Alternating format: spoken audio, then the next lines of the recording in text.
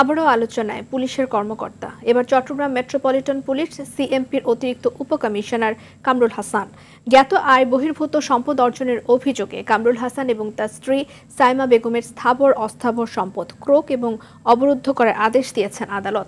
এদিকে সাবেক এনবিআর কর্মকর্তা মতিউর রহমান এবং তার স্বজনদের এনআইডি পাসপোর্টের তথ্য চেয়ে নির্বাচন কমিশন এবং পাসপোর্ট অধিদপ্তরে চিঠি দিয়েছে দুদক। বিস্তারিত ইমরুল কায়েসের রিপোর্টে।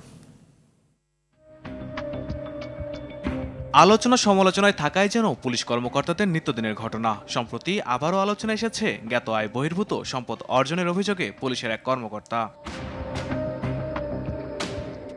চট্টগ্রাম মেট্রোপলিটন পুলিশ সিএমপির অতিরিক্ত পুলিশ কমিশনার কামরুল হাসান ও তার স্ত্রী সাইমা বেগমের বিরুদ্ধে এমনই এক অভিযোগ উঠেছে। এই ঘটনায় তাদের স্থাবর অস্থাবর সম্পদ ক্রক ও অবরুদ্ধ করার আদেশ দিয়েছে মহানগর দায়রা জজ আদালত। দুদকের করা আবেদনের প্রেক্ষিতে সকালে ডক্টর জেবুন্নেসার আদালত এই নির্দেশ দেয়।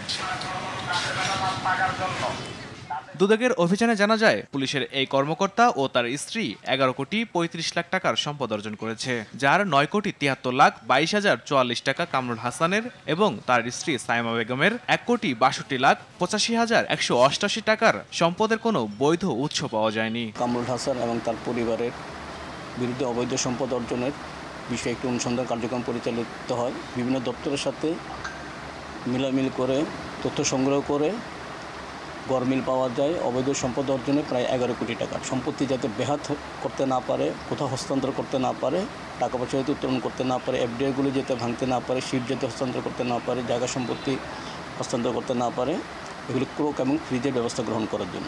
এদিকে ছাগলকাণ্ডে আলোচিত সাবেক এনবিআর কর্মকর্তা মতিউর রহমান ও তার স্বজনদের এনআইডি পাসপোর্টের তথ্য চেয়ে নির্বাচন কমিশন এবং পাসপোর্ট অধিদপ্তরে চিঠি দিয়েছে দুর্নীতি দমন কমিশন। ইমরুল কায়েস, RTV।